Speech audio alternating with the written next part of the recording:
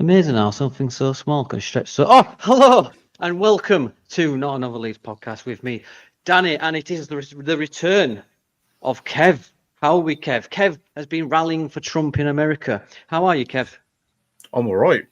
Really mad over there though, because I was there like the day before the election finished, and there was like security at all the airports. It was crazy, but yeah, enjoyed it, mate. Yeah, really good. Good. Yeah. Did you meet Donald Trump? America, make it great again. No, not yet. He's on my bucket list though. At some point, got to meet him. Well, he's on your bucket list. Well, there's a few assassins out there that Donald Trump's at the top of their list. Moving on to the newly married Ger. Congratulations from everyone at NALP and of Leeds United. Well, Matt, how did it go? And welcome back. Thanks for having me back. Really appreciate it. Yeah, it went really well. We had a great time. But Jess has been off in the States with work last week, and she's off to Barcelona next week. So we're going on a honeymoon in December. So we'll get out of here when it's getting crappy. But yeah, we had a great time. All been really good. So yeah, really good. Thanks for having me back. No, it's a pleasure to have you back, Ger. And I couldn't have you back without giving you a present. Well, it's more for Jess. So what I've done is I've collaborated with a local company, and I've actually got. It's more. I don't know. You could be into it. It's 2024. It's a husband corrector kit, and it's a shock collar for Jess to put on you. And you know, when you're getting out of line, when you're starting to slack, you know, she'll just press the button. I'm sure she'll enjoy it. Much as you, I don't know. It's 2024. People support Manchester United. It is what it is. Right then. Before we get into this week's episode, we do have a sponsor. Any guesses to what it could be, Kev? Dog food. Oh, so close. Not really. I'm just flattering you. We're back into the gaming community, and I thought, what's hot and fresh off the press? It is Smash Banned-I-Coote. He's what you've got to do is try and ruin people's after parties. But there you go. I can hear it. Wait for applause, and there we go. Right then. I bet he's been seen in some kitchens at 4 a.m. He has any big time. Well, he's by the sounds of it, he's got plenty of time to do it again. Quick thoughts on that, Ger? Do you think it's very unprofessional from a Premier League referee to call Klopp a dickhead? As long as he doesn't get caught. I'm sure if you asked every single referee in privacy what they thought of managers, they'd have an opinion on all of them. So you're going to get shouted at for so long before you got an opinion on somebody. So, yeah. And the other stuff he's doing, it's in his own personal time. So knock yourself out, kid. Whatever you want to do in your own time is your business, as long as it impact on your job. So. Can I get the name of your PR training guy, please, Ger? That was very good. That was very well handled.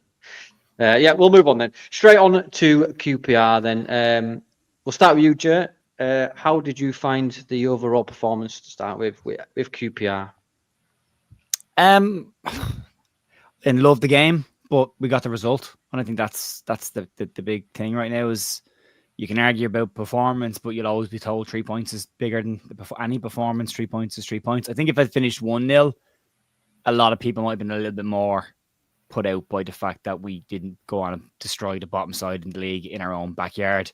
But the fact to get the second goal towards the end kind of takes that conversation away. It's 2-0, it's a clean sheet, it's 3 points. So job done by all accounts. And then the conversation is, are you allowed to ask for faster football if you're also picking up 3 points, or is points enough? And I think we've been saying all week that the argument is probably fair on both sides. You can want entertaining football, but you can also be of the opinion 3 points is 3 points, just take them and move on. But I'd like the journey to the destination to be a little bit more fun maybe than it's been, but it's fine.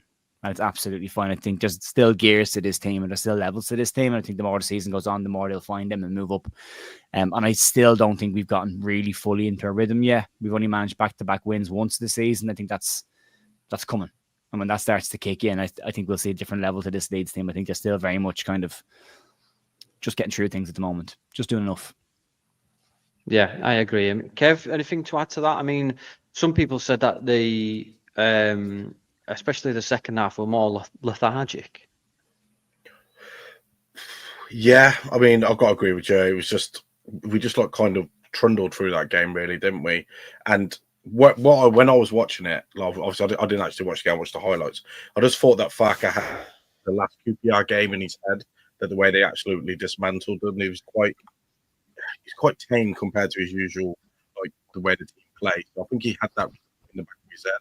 But yeah, we did what we needed to do, and come the end of the season, no one's going to remember this game if we go on to win the league. And just, they're not going to remember it. They're just going to remember like the end of the season. So I'm with Ger. If we keep winning, then I'm not really going to moan about the style and what's the word I'm looking for? The attractiveness of our play at the moment. It's not great.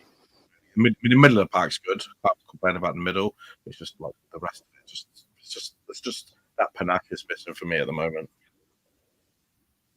Yeah, with Tanaka, there's a lot of people that said that he looked tired as well, and I think because he's played so many games in so many weeks that can be a factor.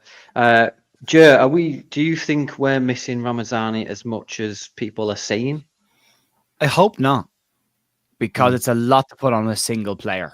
If he is the key to us getting out of the division this year, or if he is the key to fast tempo football, or if he's the key to Leeds attacking play, it's a big risk because he's got an ankle injury now. He sustained severe ankle ligament damage. Put him out for a lengthier period of time than a normal rolled ankle would. He put him out for 6 weeks, which is leg break territory. If you're waiting to heal from a leg break, it's usually 6 weeks before you start training again. So if there's potentially lasting injury there, if there's a bit of a niggle there still, if he's not coming back, if it's not healed 100%, whatever is there, he might have a problem. And if Leeds are relying solely on Ramazani to be the one that gets you out of the league this year, then it might be a dangerous strategy to have. He's a very important player. He's a very exciting player, but I don't think he can put all of our pressure that we have on his shoulders. I think we need to find other ways to get things moving. For me, there's not a lot missing. There really isn't. All I want us to do is move the ball quicker.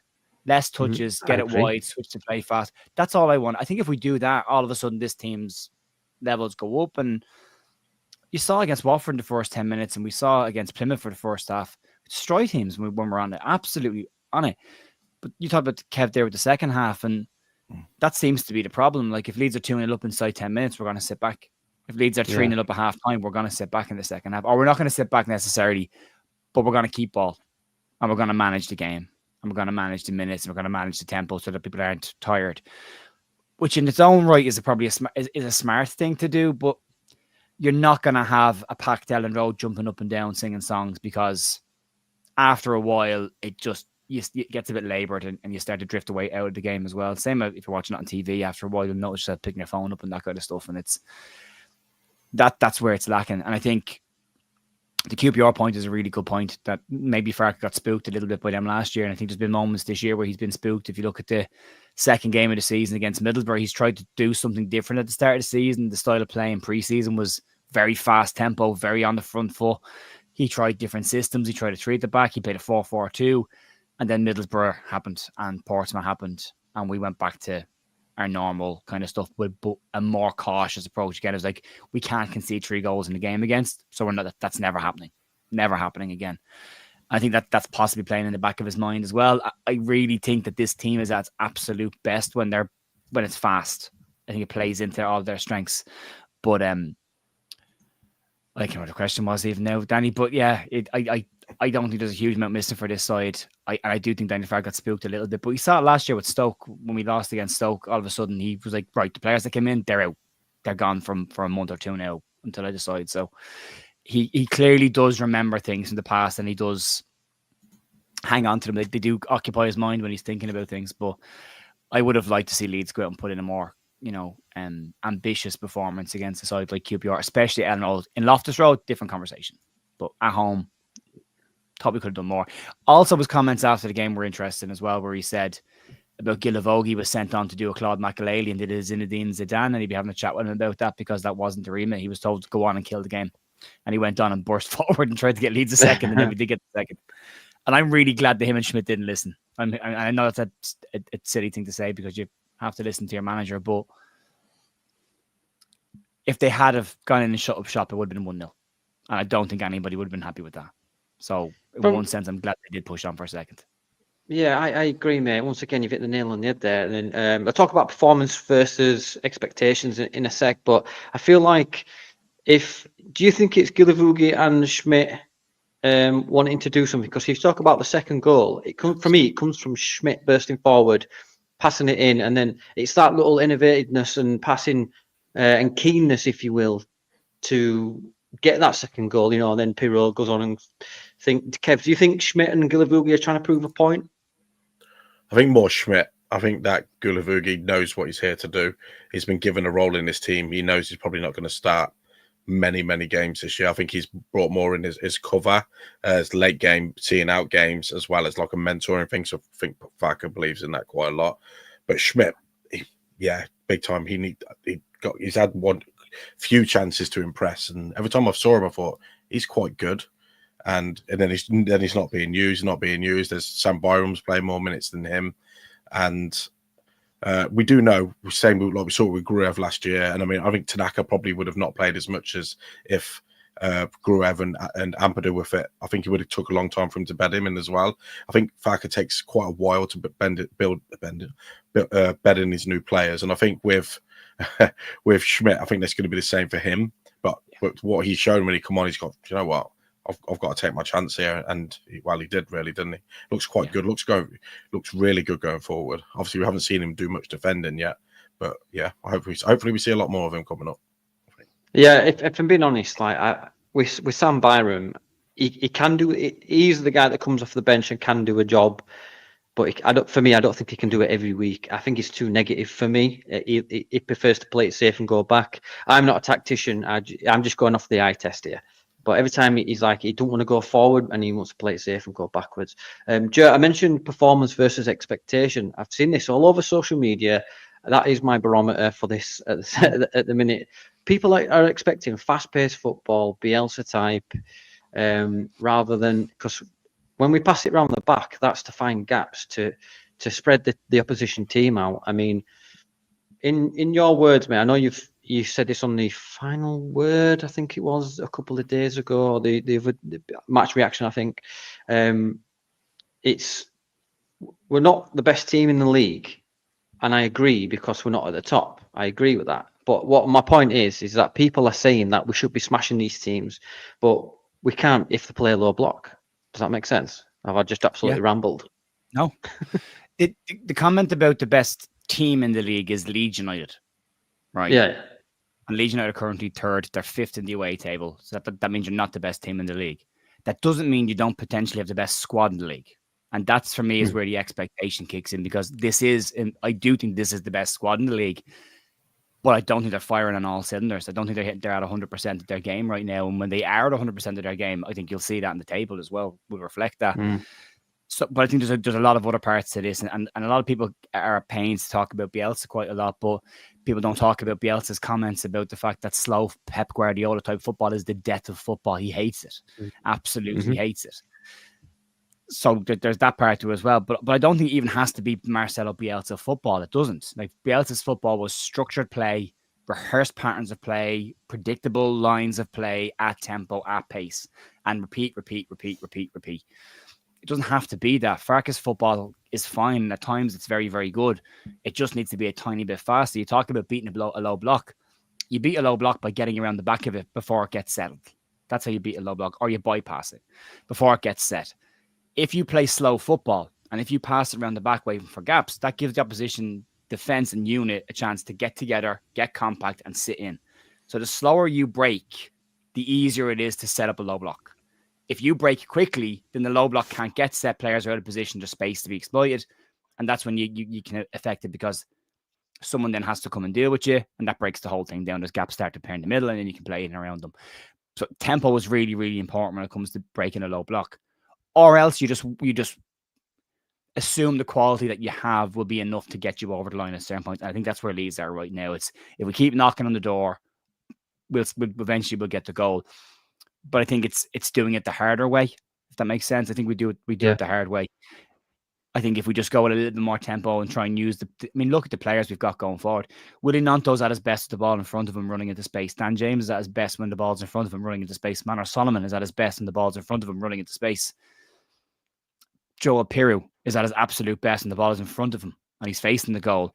All of that comes from getting the ball in behind people quickly and into space quickly. And the slower you build up, the less space there is. And now Dan James hasn't got any space to run into. Solomon hasn't got any space to run into. So now you're stuck back with a low block and you start going left to right, trying to get in around it. And that can still work. If you can drag a team over to one side, like Leeds do very well on the left, we pull everyone across and we pass it around there for a bit. We'll come back into the centre of the stroke and then we go straight back out to the left again. And that eventually just lets the opposition defence start to just come all the way over. And if you watch games, you'll notice on the far side of the pitch, Jayden Bogle glued to the sideline doing this. And you remember Connor Roberts doing it last year as well. They're the moments when the ball goes back into a stroke or a roll and it has to go to him rapidly. Like it has to go straight in, one touch, bang. But if you look at the lead centre back's body shape, it tends to be still facing the left-hand side direction. So when it comes back into them, they can't see there and they play back where they can see instead of just opening their body up and getting it and opening out to play. Tanaka tried it quite a few times when he first came into the team, but that seems to have stopped now. Whether that's an instruction or not, I don't know. But that's how you get around the low block. And if Leeds can just do that a little bit more often, exploit the players' quality that they have, Dan James is very fast. So get it in front of him where he's got room to run into so he can actually use his pace.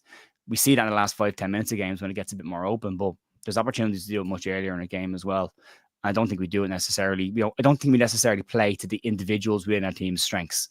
I think we can do a better job of that. But if you look at the expectation, I think it comes from the value of this squad. People have tried to say that we complained about Bielsa as well.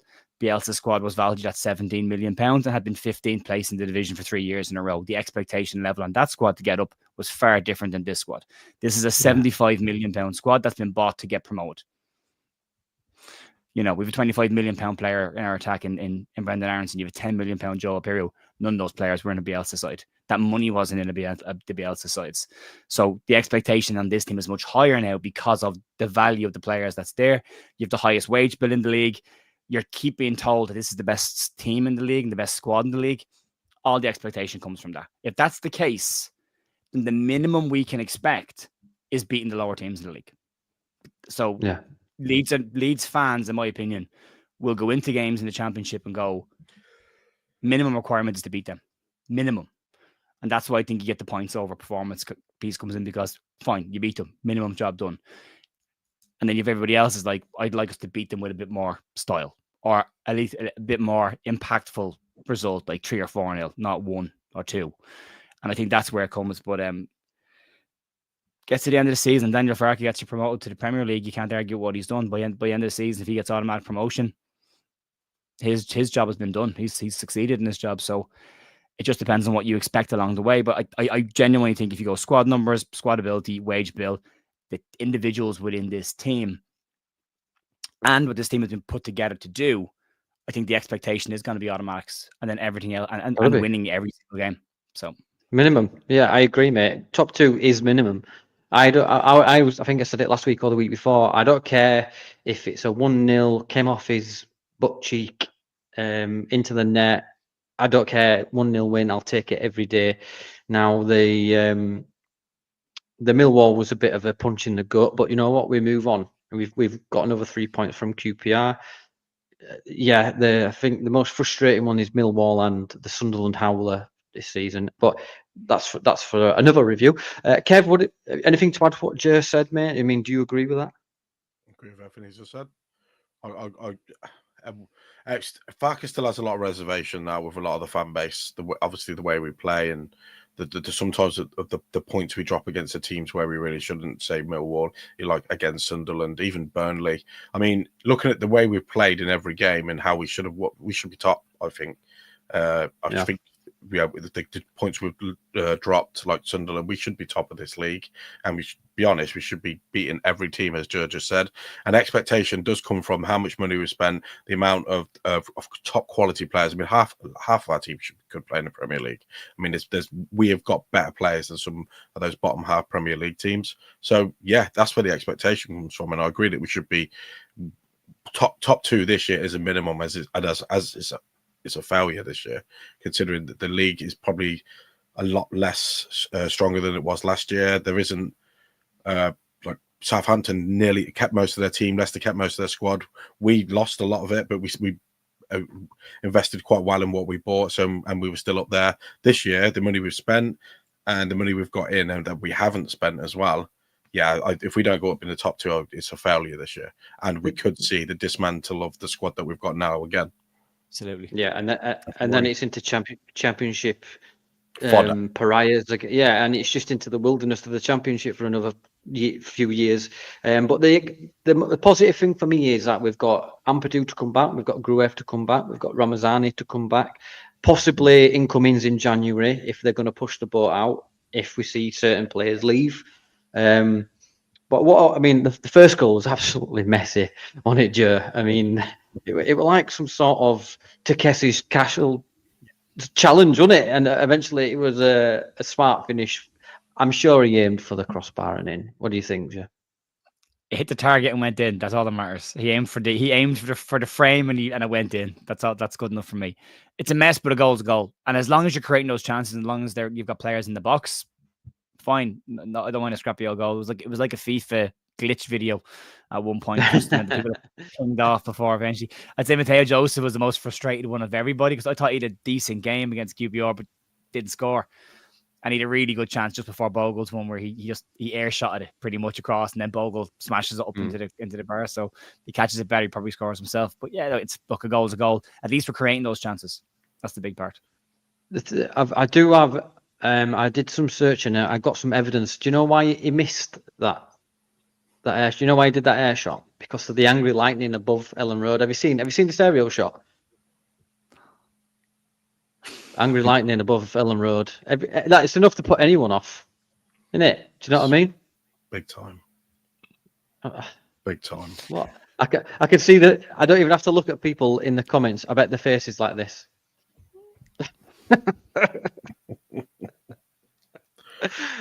You knew what you were getting into, Joe, when you came on. This is the momentum graph, which shows we absolutely dominated the game, which seems to be the case for the majority of games, should we say. We have to talk about Pirro before we move on. I want to know, Kev, I'll start with you, mate. Is Pirro better coming from the bench, or do you start him? Now, there is the point of maybe start Joseph to tire him out for Pirro to come on, or vice versa. What's your opinion on that, buddy? Well, me and Joe had a conversation at the start of the year, didn't we, on a video about when Pirro took the number 10 and how he's backing himself. And we said we thought he was going to do all right this year, I believe. But what Joe just hit the nail on the head earlier is the fact we're not playing to his strengths, I think, now. And I keep seeing it all the time.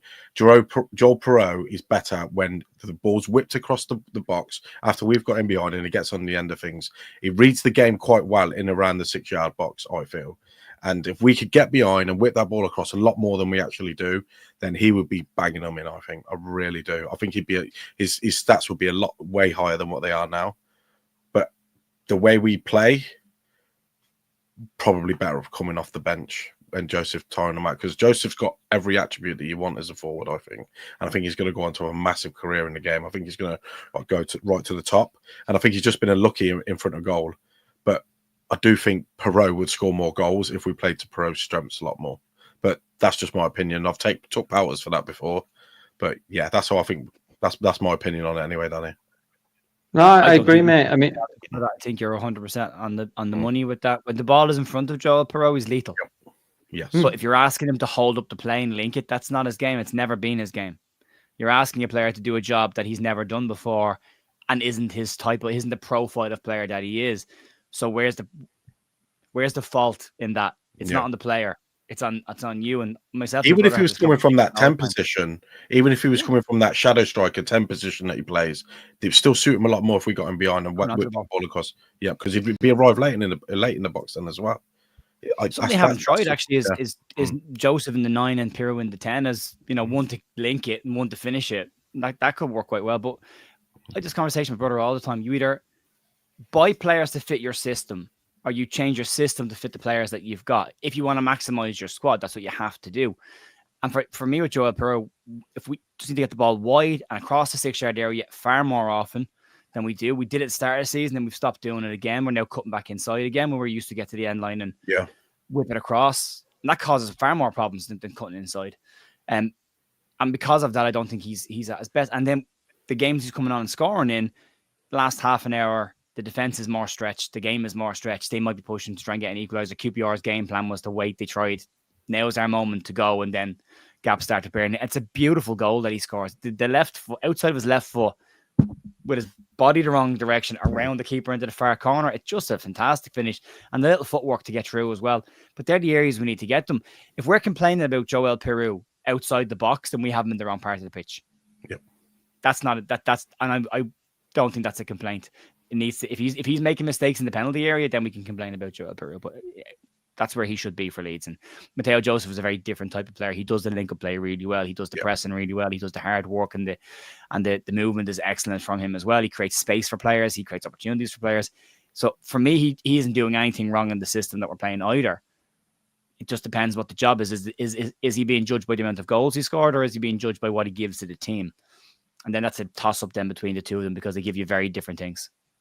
Yeah, Perot's finishing is obviously the best in the side. He's scored some great goals for us, hasn't he? Like the little finishes, like the little dinks he does over. He's done some really, really good finishes. But again, we're not playing to his strengths. But again, with Joseph, he's probably not going to score a lot of goals in the system because he does a lot of work, and he's not going to get the chances that Perot will get as well. It's really weird. 6 of one and half dozen of the other with these two, isn't it? Yeah, I feel anyway. I have to compliment Perot on it. It seems this year that he has changed his game and he is adapting this year. I do feel like, I mean, last year I just thought he looks lighter in my eyes. He looks like he's lost a bit of weight. I feel, yeah. Is he taking ballet classes? Do you think he's doing pirouettes and shit? He doesn't. He looks like exactly. He ain't got the munchies anymore, has he? That's the good thing. Yeah. I don't know, mate. Did you see that Sunderland for a while? The first 10 minutes of that Sunderland game, mate, I think the entire team was contact high. All right. But yeah, that is. In fact, I do want to mention, and he's been getting pelters, and I want to not go into the political stuff, but Solomon apparently. I was going to ask Paul this, but Paul's obviously he can't be here for different things. But I'll come to you, Ger. What do you think to Solomon's performance? Because it seems to be very 50-50. Like he were getting Byram into shit, like, and that's why he got the yellow card, even though the yellow card were a bit soft. But he saw numerous times where Byram were probably, I don't know whether it were to Solomon or not, I don't know. Well, he seemed to be shouting that way. Do you think this is just like an injury thing where he's tired because he's not played as many minutes? Yeah, that's exactly what it is. He just needs more time to get the game back. I mean, if you look at Dan James, when he came back his first game after injury, he wasn't good. But then because of the Ramazani's injury, James has to start the following game, or whoever was injured at the time, whoever was missing. James had to start then. So they nearly forced him into playing 70 minutes of football. So his minutes went straight up, and then the next game he's better and better. Solomon's working off 15, 20 minutes in games, less in some of the games. So it's going to take him a while. Training matches aren't the same. This is where the lack of a reserve team or the fact that Farke doesn't like to put the first team players down to 23s impacts them because they don't get game time. They just get training matches, and it'll take him time to get his game speed up. He had 70 minutes for Israel yesterday. Apparently not a great performance, but right now, don't care as long as he's getting minutes under his legs, because I still think he has a big part to play for Leeds, and I wouldn't be binning. We bin players off so quickly. Jaden Bogle was useless 4 weeks ago, but now he's brilliant. So yeah, we're very quick to make a definitive final decision on a player. Junior Furpo. Politics aside for a second, and Solomon being in the squad coming to the second half of the season could be a fantastic player to have for Leeds. If you can't, then he won't be. That's the problem. Yeah. I again, Ger, do you want to just take this podcast and just run with it, mate? Take over for a minute. Yeah. Kev, just your quick thoughts on Solomon, mate. I mean, let's be honest. It's because of his injury that he's with us in the Championship. Spurs bought him, and they obviously wanted him to play. I mean, we were playing like Champions League when Spurs bought him and stuff.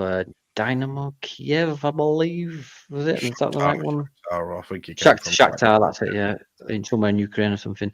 But what's your thoughts, mate? Does he still have time for you, or are you at the point now where you want to see, results from him? Me and James said on Sunday. James obviously thinks there's a lot to come from him. I don't know why. I've just got a funny feeling. I think he might get recalled in January because he's not playing enough. I do think, or they might end up terminating his loan due to injuries and obviously not playing enough minutes and stuff. I don't know why. I just don't see him being here past January. I think we'll replace him with somebody else. That's what I feel anyway. But I want to be wrong because definitely a player in there. There definitely was. I mean, that first game of the season, I thought he was one of the best players on the pitch, and he has shown flashes of what he can do. But it's just really inconsistent at the minute, and he ain't going to get no slack from Leeds fans if that keeps happening. In my eyes, yeah. No, I agree. Like Twitter or X, as Elon likes to call it, it's a barometer of people hide. Some people hide behind profile pictures and just say absolute rubbish stuff. But we're all Leeds fans. Even though we see the same game, we all have different opinions on it.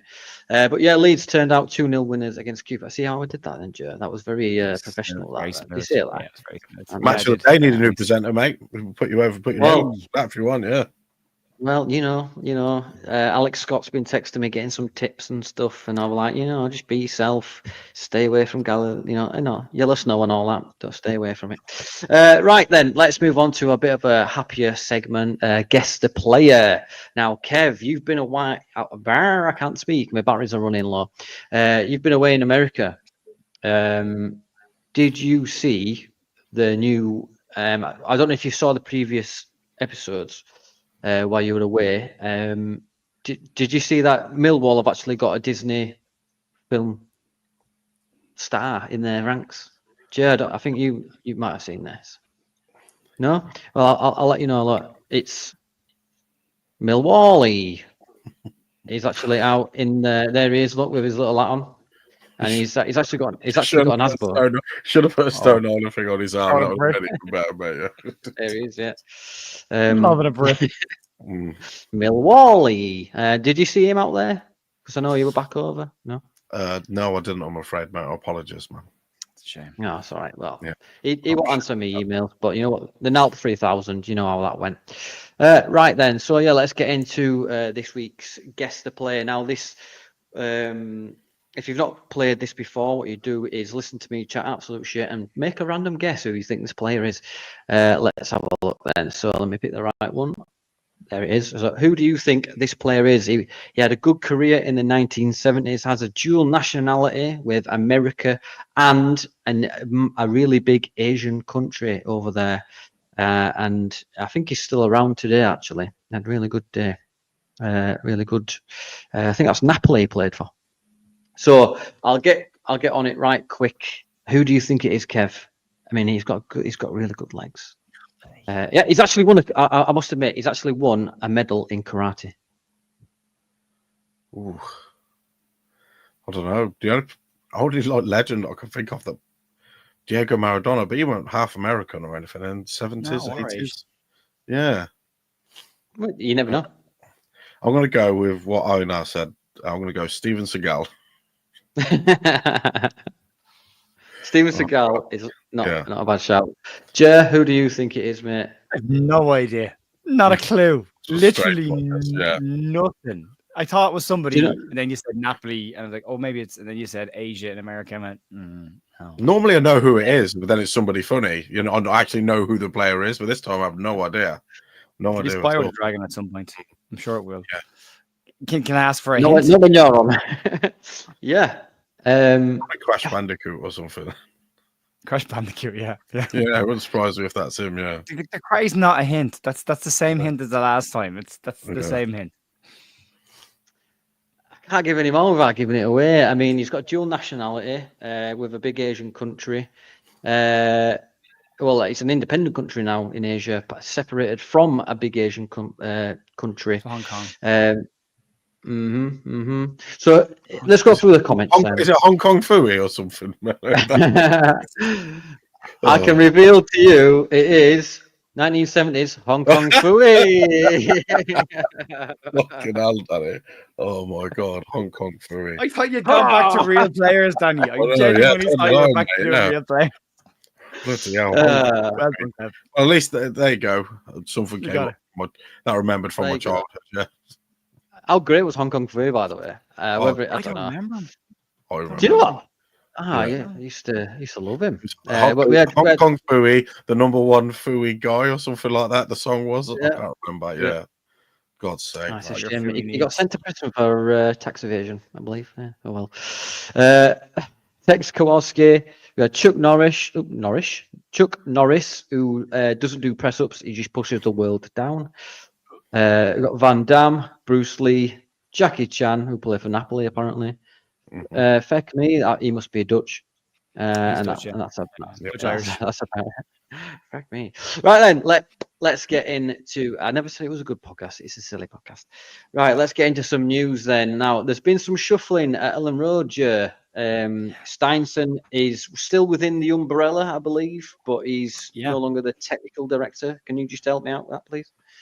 He's moved into a new role. He's gone from Leeds United technical director to the global technical director of 49ers football structure, or whatever they're calling it.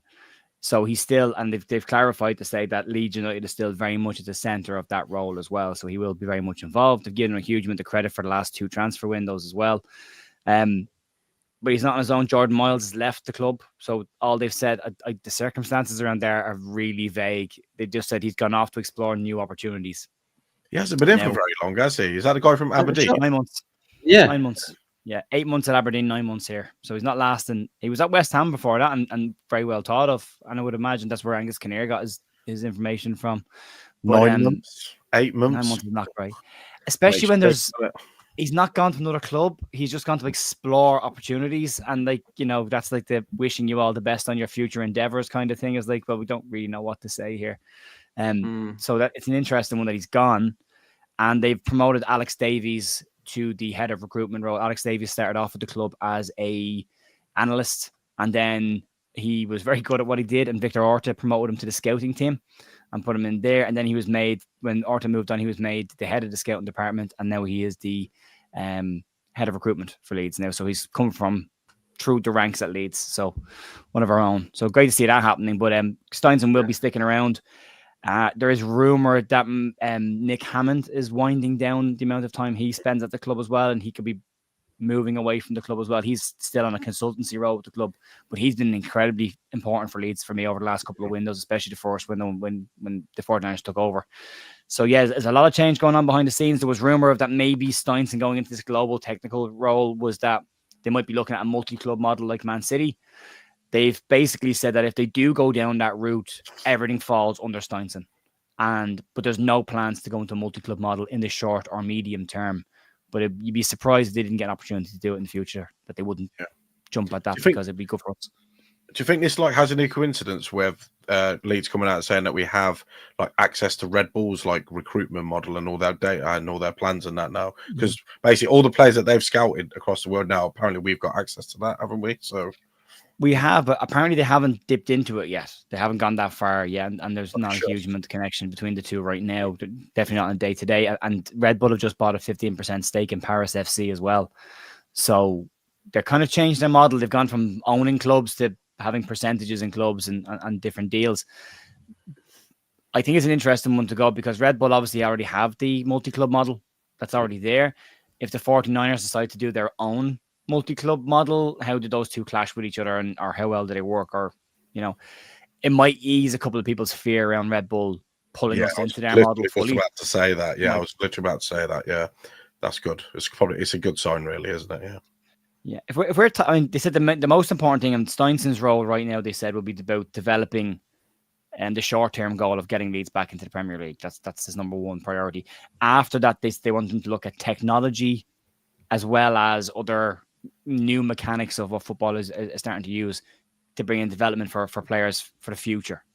So he's clearly very, very highly thought of at the club. He's clearly made a very big impact if they've taken him just inside a year and put him straight into this role. So he's clearly done something right there. But it looks good. I mean, if Leeds went down the multi-club model, assuming Leeds are the top club in that pyramid of clubs, it could be very beneficial for Leeds from a player perspective. I mean, look at what's done for Manchester City. You can move your youth players around other parts of the world and let them get lots and lots of games and at a good level, and then build them up and bring them back home when they're ready to play and not rely on a loan market locally. So it has a huge amount of benefits to it. So fingers crossed. But it all seems to be pretty well. I mean, off the pitch, everything seems to be really, really good. The Adidas deal that's come out is really beneficial. 10 million quid a year for each of the years to be a promotion bonus in it as well if Leeds go up. And apparently, according to the UEFA data that came out today, Leeds are 17th in the world for merchandise and jersey sales for 22-23 season, which is huge. So Leeds brought in 190 million in 22-23 in revenue, just from matchday revenue, commercial deals, and merchandise. If you add the 150 that you get from the Premier League TV rights to that as well, and then the stadium improvements and the revenue to bring in from that, it's a really, really healthy position to be in off the pitch. It's just about getting the team on the pitch firing on all cylinders now, and Leeds should be in a really good position next year. I tell you what, mate. When we go up, it's just gonna the floodgates. I put it into the universe, manifestation, the secret, the book and all that, and the gates are just honestly, this team under the 49ers, the investment, the opportunities, that it's just brilliant, isn't it? Like with potentially a new stadium and stuff like that. But do you see? Yeah, I've got it, mate. It's imperative this season. Can't do anything here. They can do nothing in the championship. The restrictions are way too tight. They can't flex the muscles at all. They've got all this money, haven't they? They've got all this money, and obviously the Auto and Rad's PSR debacle, all what's happened, all that paperwork, all those. Everybody else needs to break in, get away with it, but obviously Leeds would never be able to do that. Never. We would get in. All would be thrown at us. But yeah, the minute we go to the Prem, that's when the checkbooks are going to be opening, and yeah, you can see obviously some big stuff happening. Ideally, we know how big Leeds is, and we want them to be like this top 4 club or top 6 club. But I mean, in the next 10 years, I'd like to see us like even at the level of a Brighton or something like that would be good enough for me. Like the way we could churn players out and do things that way. That's my dream for now. But yeah, if we go any better than that would be great for me. I mean, if like you say, Kev, if we'd have done what Leicester did and not gone up, we'd have got what I don't know if you've seen, but Olympic is it? Oh, was it now? Stade Olympic have got a League 2 relegation or something. What did I just see there? Ignore me. I'm just chatting absolute beans again. Get French news. Olympic. Lyon handed provisional League 2 relegation and transfer ban. Lyon of all teams. Bordeaux got down for football last year as well. The bottom league. I wonder what the Kings think. Wonder what the Kings think of that. The Kings of Leon. No, forget it. I thought you were going there, wasn't it? Just forget it. This is welcome to Not Always podcast. You are scraping the barrel. Right, let's talk about this young man. Let me get his picture. This guy, Joffy Geldhart, and where he should go in January. Should he stay or should he go? Mr. Minecraft Body. Ger, I know you've touched on it on one of your videos, but do you think he should go out? Me personally, I'll give you mine. I think he should go out because I think he's starting to stagnate at Leeds United. He was the next Wayne Rooney. We've got him from Wigan, and he had a little flash in the pan with like the games against Norwich. And then he became this player where, right, bring him on, he'll do something. And then it's just vaporized. It's just non-existent. What's your opinion, mate? Should he stay? Should he go? Go. And go for himself. He's been around a long time. Olympic mayonnaise. Very good. He's been around long enough. He's at a good age. He has to start looking at other players. Like Sam Greenwood's gone off at 2 loans. Middlesbrough didn't work, but at least he played football. He had some good moments there. He's doing pretty well at Preston right now, so he's got that under his belt. That's going well there. Max Steen's gone off, and now he's at Ghent, and he's absolutely on fire. He's got 9 or 10 goals so far this season, and he's playing European Conference League football. And he's scored in Europe as well. So, and we let him. Jason Marr sold him for $1 million. So. Joffy needs to back himself. I say this purely from a place of I'd like to see him go prove himself and then come back to Leeds. I really like Joffy. There's an awful lot about what I like, but I think he's really suffering with a lack of confidence because he's not playing enough. He's not scoring enough. And I don't think Leeds know where he fits. When he has played for us this season, it's been right wing or left wing. It's not been 9 or 10, and that's where he should be. And I just don't think the system that Leeds are playing works for him right now. And clearly Daniel Farke doesn't see an awful lot of faith in him. Even when Leeds are winning games comfortably, he doesn't bring him on. So that and we saw that last year with Farke. Pretty much who he trusts on the bench and who he doesn't. He picks the same kind of players regularly that don't let him down. And Joffy's just not going to get in that mix. I think if Leeds were to go in and buy another striker in January or bring in someone on loan, then Joffy drops off the bench completely and he's dropped off the bench a couple of times this year. So that's not good for a player his age. He needs to be playing football and needs to back himself. So I'd love to see Joffy go and get some football out on loan. There's rumours that QPR might be sniffing around him, so that one might be nice for him. But very much rumours at the moment. But the noise apparently is that he's keen to move in January and Leeds are okay to let him go. But maybe that means Leeds then will go and bring another striker in, maybe. But I wouldn't expect Leeds to be busy in January. Well, it's typical Leeds fashion, isn't it? We're always quiet. We get linked to several players. We get his hopes up, and then the door slams shut come the 31st. Kev, what about you on Joffy? Should he go back to the Minecraft world, or would you give him more and more games? Like Ger said, he's not coming on during. He had a good. I thought he had a few good games in pre-season. Albeit against Harrogate and Schalke, I believe, something. But what's your opinion, mate? I think, I'll be honest, look at the way we play and like the positions and stuff like that. I can't see where he fits. I mean, he bailed us out of the crap a lot when we were in that season where we stayed up with Jesse Marsh that first time round. He was like God. There he came on, changed loads of games. Norwich, there's lots of times where he come on and he set up and changed things for us.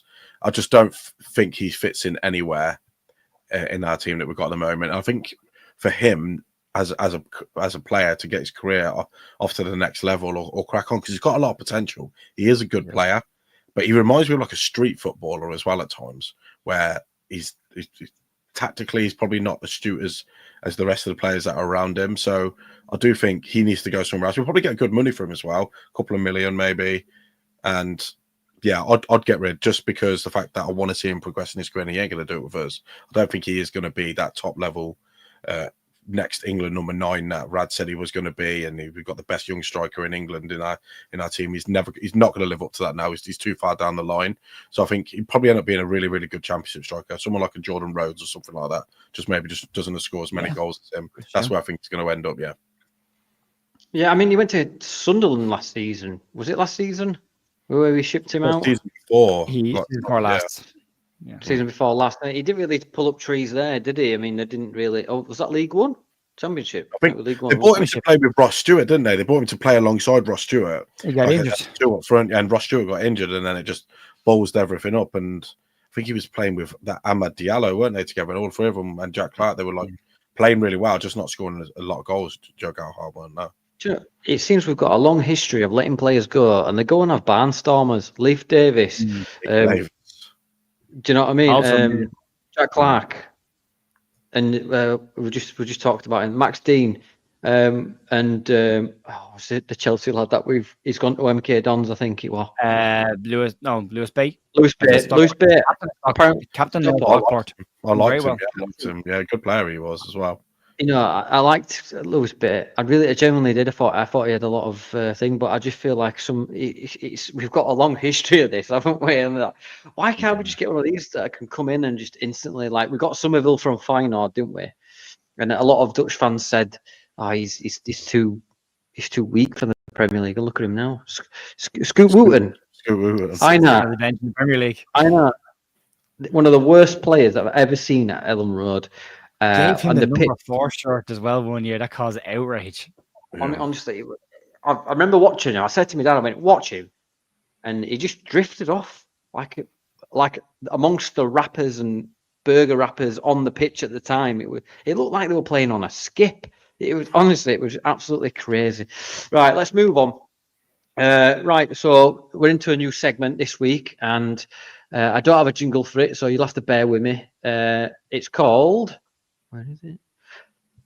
First impressions, do, jingle noises, first impressions. Right, here we go. So, yeah, well, you'd have thought. I did feature on The Voice. Did you know I got recognised the other day? It's quite embarrassing. Yeah. He was like, "Are you Danny?" I went, "Yeah." He goes, "You're under arrest." I goes, "What for?"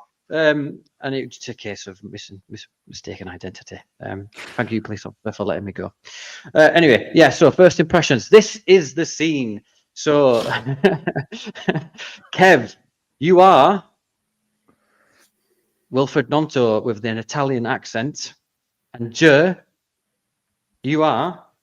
I'm having to do this around. You are the very sober Welsh Joe Rodon, and I am the judge, Daniel Farker, and you have to convince me why you should be able to adopt Daniel James.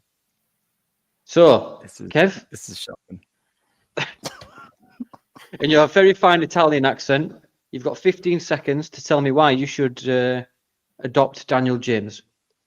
Yes, you may approach the podium, the young Kevin Nonto. That sounds Welsh. This ragu is no good. I can make Daniel James lasagna. Are you sorry? Are you from New York? Are you a gangster? I don't know. Some gabagool. Yeah. Oh God, I don't know. Gabagool. Yeah. The gabagool. Hey, che cosa fai? Che cosa? Andrea, I can't even copy Andrea's- Andrea. You know what I mean? Yeah, it's gonna batter me next time. Well, you've lost custody. I can tell you that. Yeah. The very Welsh Ger Rodon. See what I did there. This is gonna be bad. It's all part of the game. Ger Rodon, you may approach the bench to tell me why you want to adopt Daniel James. With Welsh accent, Sounds like it's very Jordan. important to start with. I'm not foreign. I'm from Wales. And then you say Daniel James, and I want Daniel James to play for Leeds. And then it gets all weird and possibly Indian. Daniel James is a great player, and I want him at Leeds. See, it's gone. Gone Middle Eastern now. Oh my God. Oh my God. You've got to find the anchor words. Yeah. Yeah, It was a mix of Cardiff and Bombay there, mate. That's what I thought there. There's phrases like, whose coat is this jacket? You get that for Welsh, or you get, I'm not foreign, I'm from Wales. Yeah. That's it, though. They're the two. So anything beyond that? You see them two birds on that branch over there? Mine's the one in the middle. I've just Here we are. American accent, just with an Italian flavour to it. Sorry, You're Willie. like, hey, apologies. pay me the money. Or you be sleeping with the fishes. Johnny 2 times wants money. That's the kind of thing. That's the kind of thing you should do. Well, nobody has impressed me that much. So neither you get to adopt Daniel James. He is mine forever. Yeah, that is the good. There's a lot of pork in your German accent. You know that. I do accents, as Michael McIntyre says. I don't do accents. I can do all right. The guy. Oh, here we go. We've got a celebrity in the house. Joe B, very nice to see you. Kev, really hitting the 90s live-action Mario film. Mario. Thanks. Did you know? Fun fact: No. He doesn't say it's me. It's actually Japanese for I'm. Fun fact: It's actually it's a me means I'm Mario. It's a me and Mario. Did you know his mustache was never a mustache at the start? It was a smile. Yeah. And then people thought it was a mustache, so it became a mustache, but it wasn't a mustache, it was a smile. And it was actually based on an American plumber who used to come into the building and just look after him in Nintendo in America, I believe. Something like that. I watched a video about it. Yeah. Nothing for that. I bet they didn't give him a penny for any of that. Couldn't even speak English or something. The bloke apparently couldn't. And he came in and did like the janitorial duties in like the building they were working in. So yeah, they just based it on him for a laugh. And then it just exploded. It's probably the most popular video game character of all time. Trust me, man. There we go. I know a lot about games, don't I? Yeah. Mate, I've got Mario in my middle name. Joe knows. That's why it's fun fact. On Facebook, my name's Danny Mario because my best friend from the army, Stuart Luigi. I was short and fat. He's tall and skinny, and there you go. It's me. So that was this week's first impressions. Please don't subscribe. Please do like the video. First impressions. Do. First impressions. Jingle noise. There we go. It's very good. Right, let's talk. They're very well thought out. Well done. Oh, thanks, mate. Yeah, I had to. You probably can't tell, but I had to use a lot of AI and a professional singer to do that jingle noise. But there you go. Right, I want just fucking Millie Vanilli over there. You're sleeping with the fishes. Fat Tony wants his gabagool. Ger, let's get your quick 30-second to a minute season review so far, if you could please, sir. You're allowed to swear. That's all right. It's going fine. More to come. There you go. I'll make it even shorter in 30 seconds. It's going okay. There's better to come, I think. I hope. Oh, please let me better. There you go. There's 30 seconds. Nice it, mate. We're currently in second, going into third. If you can't find it, grind it. Into fourth. Unless you have an automatic, then you're just lazy.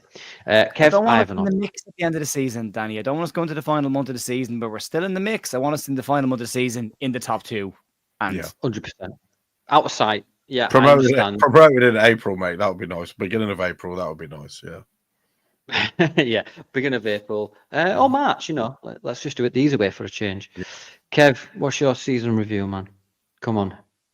Game 15. We've said, like we said it last year, we've said it all the time. Game 15 is where we have a barometer of where we're going. I don't want to jinx it.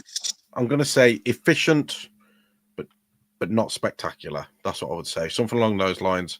We are there, but could be better, could be worse. I don't know where we are compared to last season's stats. I haven't had a proper look. George, you probably know where we are compared to last season. 1 point better off than this time last year. 1 point better off. But we were quite behind at that time, weren't we? Obviously, because the levels have dropped a little bit with the team. So they were about 10 points clear at this stage, I think, too. Yeah. Yeah. So I'd say efficient, but confident. Yeah. I'd say, I think going off metrics, I do think that I got sent this by Smarty last week, just to touch on this. I can't read this because my brain sees it as Connect 4. Ger, can you understand that we're performing decent? Is that right? According to that, our performance should have us 29 points, is it? Should be on 29 points, but we're actually on 26. So we're actually slightly below what our expected points should be, where Sunderland are actually way ahead of where their expected points should be. They should be on 21 and they're actually on 30. So one slightly underperforming and one slightly overperforming. Well, one massively overperforming. And that's a key one, because we looked at it last year as well with Ipswich, and they were overperforming on all of their XG and their metrics, and everyone said it's only a matter of time before their luck runs out and they start to fall away. Sunderland are kind of in that bracket looking at that this year. I'm not as convinced teams will fall away after watching what Ipswich did last season, but it's definitely a lot closer for us. But some of that points total is down to the first game of the season, at home. Yeah. That should rectify itself in a few weeks' time, you'd hope. I hope so. There's a lot of people that say that Sunderland will fall off. I was guilty of it last season when I said Ipswich can't do this. But the thing is, Leicester went up with 11 losses, and I think we've helped them out. But Ipswich went up with something crazy, 15 draws or something. But the difference was that they could scrape draws. Do you know what I mean? They could get that last-minute goal. But I'm confident this season. I do think we're more well-rounded. I am confident, even though it can be frustrating. I just want out of this league. I hate it. It's very championshipy, funnily enough. Really right then, so it is, yeah. Thank you for that.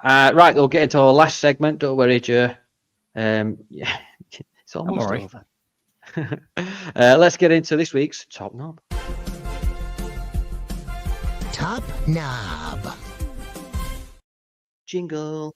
Right then, so in ancient Rome, they used to sit you down. Instead of saying, "What's the matter?" they went, "Tell me your topus nobus." Or "Show me your topus. No, that's a different. Sorry, that was only as famous. Ev, who has pissed you off this week? What is your topus nobus? Well, I don't know. International football. But we always say that every international. No, you can't say that. That's James's. He's mailed in. Can I say something that's not to do with actual football? Would that be okay? When has that ever stopped you from saying? Yeah. Do you think Joseph Stalin's something to do with football? Because he was nominated a couple of weeks ago. Yes, he was. Yeah, I did. No, I specifically said no dictators this week, please. I was going to say, what did he do? Yeah. What did he do? James is here as well. Yeah. I'm going to go with professional boxing. Yeah. I'm going to say professional boxing is top knob of the week because it's just become a bit of a farce, hasn't it? Just don't hate it. I agree, mate. I agree. Are you talking about the Netflix fight between Jake Paul and Mike Tyson? I am, yeah. I definitely am. Honestly, it would be like us fighting Matt Goldbridge. You know what I mean? It's something like that because he was a Man United fan. I know you would. I could see you. I could see you training for that. Yeah. Let's go. Yeah. So yeah, but that's what it feels like. Yeah. Yeah, it is a bit ridiculous. Mike Tyson is 58 or 60-ish. No, 50, I mean, 50 58. Mm. 58. So, I mean, I hope Jake Paul's got ear guards on because I hope he bites it. He's surely. Did you see his bedazzled one that he had on the press Yeah, conference? yeah. Well done. Good job. Yeah. I hope What about I you? hope Mike Tyson takes his head off, but that was Yeah, a funny. I'd Same. love for it to just be like 1 second, one punch, and it's just done and dusted. And then this whole crossover boxing, whatever you want to call it, it's just done and bullshit. dusted. Yeah, and that's it. Goes away. That is it. Yeah, please just stop. Stop, man. Jake Paul, I Show Speed, all of them in a big box on a container ship. Off out he's going to see. That's just see you later. A Royal Rumble and an oil rig or something, please. That would be fine. I can take Even that. better. Yeah. Hunger Games. Yeah. Hunger Games. I'm a big fan. Love the books. Love the films. All the influencers on an island. Let them do what they really want to do. Let them have a real life. Shoot them up. Go for it. Go nuts, lads. Go nuts. 100%. And then what you do, you get the little toy shop, Johnny Alioski, wind him up and drop him in, and then watch. And there you go, and you take your bets. Ger. Do you believe that this fight's actually a real fight, or if it like most of Jake Paul's fight is like a ton of rules in place and no knockout blows and all that stuff in it as well? Apparently, it's an official match. So if Mike Tyson loses, it goes on his record. Really? Yeah, apparently it's a professional bout. Yeah, it's not an exhibition; it's classed as a professional fight. They're both so Paul got a proper license. Yeah.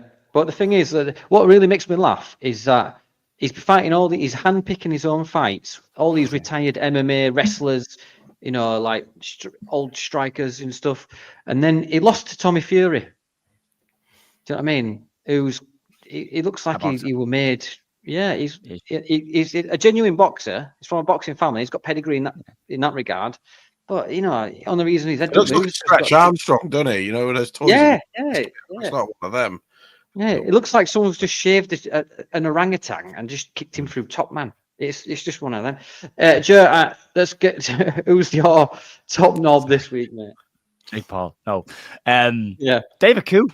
David Coote. Not for what he said about Jurgen Klopp, and not for his white powder line. But for his dance moves in the pub in that video that's doing where he's slapping the chair. And I watched that, and the first thing that came to my head was bit of a knob. So yeah, top knob for that. He's pretty good at drawing the lines, isn't he? When he's a ref. Very good at the line. That was straight, wasn't it? Then it was gone. Like it was never there. Yeah. For those just joining, we are sponsored by Smash Bandicoot.